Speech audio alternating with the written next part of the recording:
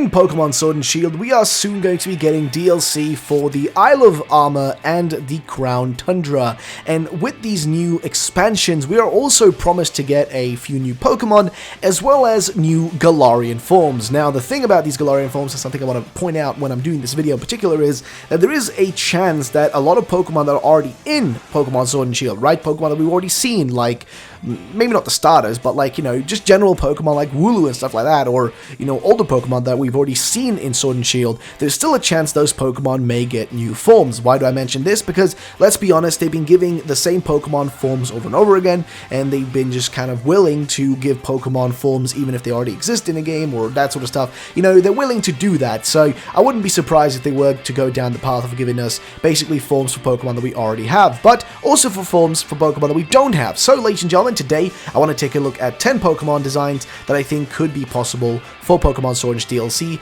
Isle of Armor, and Crown Tundra. Let's get started with number 10.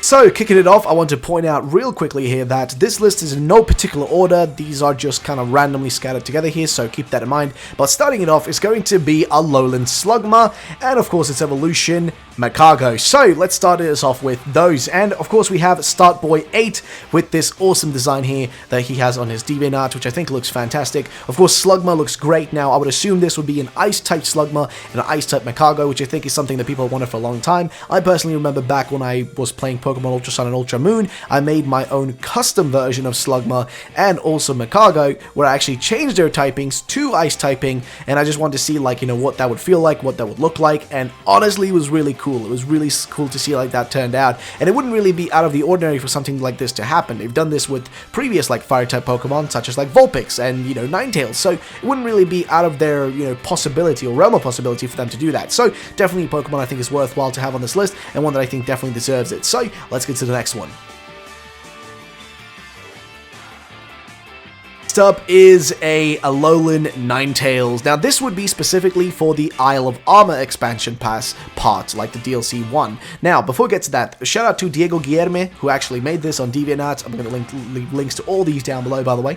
So, here is what he's made. He's made a kind of a grass-type Ninetails, and honestly, would it be strange for this thing to happen? Would it be strange to also see like a Ninetails and as well as the Vulpix design that he made here? Would it really be that strange to see these pop up as grass types in like an area that's more like nature-y? Like, if you actually look at the design of the Isle of Armor expansion, it looks to be very much like a tropical kind of area, right? Like more tropical, more Alola-like. So would it really be strange to see something like this pop up there? Like a, you know, Galarian Vulpix that's a grass type that looks really, you know, cute and adorable and all that sort of stuff. Like, would that be too odd? I don't think so. I think it actually would make more or less a lot of sense. I think it would make loads of sense, if anything, and I think this is the design that really fits that. So shout out to Diego Guillerme for this design. I think the overall concept here is sick, like having the, you know, the tail instead of being like a fiery thing, more like a, you know, a little bush instead. It looks adorable, as well as the Ninetails one, you know, just being this flowery bush that looks just so majestic. Again, really awesome design. Let's go to the next one. Next up is another design made by Diego Guillerme, and this one is a Sableye form. Now, this is for his own kind of like region, I guess, called Brasarian Sableye, but I think this would actually be looking really, really cool for this, you know, actual expansion. Now, why do I think that? Well, Sableye is a gem Pokemon. It loves gems and stuff, right? And with the Crown Tundra DLC, we're going to be probably exploring a lot of caves. I mean, we've already seen the whole, like, Reggie, the new Reggies and stuff like that, the new legendaries and all that sort of stuff, right? We've already seen a bunch of that, so we know there's going to be some strange stuff going on there. So I wouldn't be surprised if it would, like, you know, we were to see, like, a Galarian Sableye, like, you know, just changed in color and, you know, in emeralds, because it's found, like, you know, new kind of gems down in these caves where it's roaming in the Crown Tundra. You know, maybe it's like been down there so long that its actual physiology is actually, like, you know, changed, and like now it is no longer like purple, but rather it's green because of the luminescence coming off of the rocks around it. I definitely think that would be a cool concept for it, and I think it would actually look pretty sick. As for this design, I love it. It's of course slightly more just, you know, color change, but I think it looks sick and I love it. So what are your thoughts? Let me know in the comment section down below. Let's go to the next one. Next up is a design by one of my favorite artists on DeviantArt, Locomotive 111, and this is a Girafarig. So Girafarig, of course, as you guys know, is a Pokemon that has been around since, what, Generation 2? And yeah, it just hasn't gotten any love, has it? Like, Game Freak has pretty much forgotten about this Pokemon's existence. I have not, though, and I think a lot of people also have not forgotten about Girafarig, and I think it actually deserves to get some sort of form or evolution or something needs to happen with this Pokemon soon, okay? It really needs to get some love, because it is just genuinely been forgotten, and this is a design that I think really fits that. So normal Girafarig, we know all how it looks like. This kind of adds on top of that, right? We've got a little bit of a switch around, you know, in terms of things. I mean, you've got the general design still there, but we've got a few horns added and some other stuff included there. I mean, there's also some other designs where, like, they actually turn the back part of Girafarig into literally another fully fledged head, right? Like actually making it into like a different part of that Pokemon rather than just being that creepy little head that's down there. In this one, though, it looks more like it's just kind of like a little bit of an upgraded version, and of course with the added electricity to it, right? That's what this version by Locomotive looks like here. But I think it would be cool also if we could turn the back part and maybe like, you know, misty smog that makes it more into like a ghost, you know, half this, half that, you know, type of Pokemon, like making it, you know, half ghost type as well. So that would be sick in my opinion. I think it'd be looking really, really cool, but that's just what I think. What do you guys think? Do you think Girafarig deserves some love? Because honestly, it's a forgotten Pokemon in my opinion, and I think it deserves to get some love.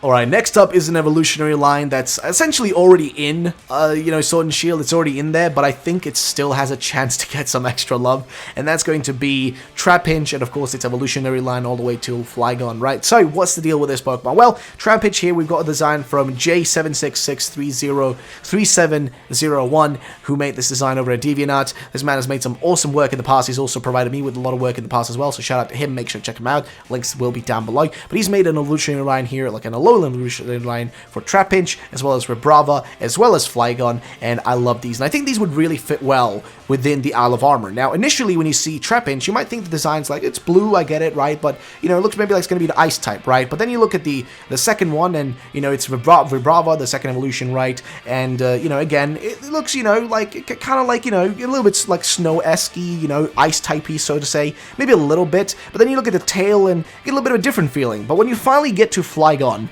you know, and this is like my favorite part. When you get to Flygon, this is where it really shines, because you can instantly see what the design is meant to be. It's meant to be like a swimmer, right? This is meant to be a water Pokemon, and I think a water dragon type for this would be a perfect match, and I think, honestly, it would be cool to see something like this happen. Again, I know Flygon is already in Sword and Shield, I already know that, but do remember, they are willing to do a lot of crazy things, so there is a chance they can still do this. I know it's probably on the lower end, but honestly, anything is possible. Like, genuinely, anything is possible, ladies and gentlemen. So, keep that in mind. But yeah, what do you guys think about this one? What are your thoughts? Let me know in the comment section down below, and let's jump to the next one.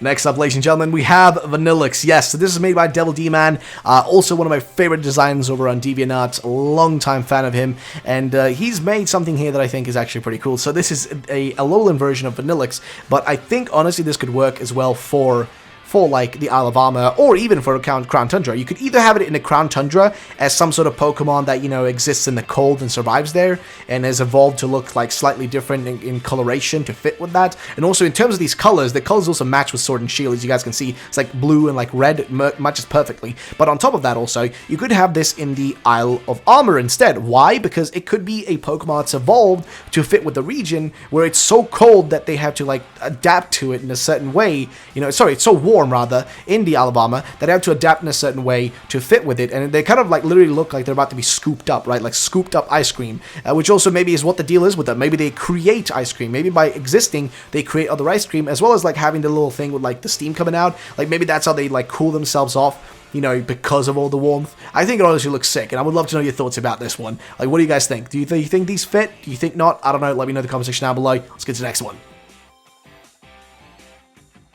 Next up, ladies and gentlemen, we have Fanfee as well as Donphan, and these are actually pretty cute. They've got the whole Dumbo design to them. These are also made by Devil D-Man, and as you can see, the Fanfee's got these huge ears. Again, I think the whole concept here is for it to be kind of like Dumbo, you know, with the elephant with the big old ears. I think that's the whole concept here, and I do think it's adorable, as well as its evolution. Donphan, of course, same thing going on there, with these horns like sticking out menacingly. I'm do wondering though, like how this would affect its whole like rolling capability, where like, you know, how Donphan kind of like rolls around like a madman madman. I'm really wondering how that would actually affect that, but honestly, who cares? I think it looks cool. Like, it looks adorable, actually, and I think they would really fit with this. So, yeah, ladies and gentlemen, what are your thoughts and opinions? Let me know in the comment section down below. I think Donphan deserves some love as well.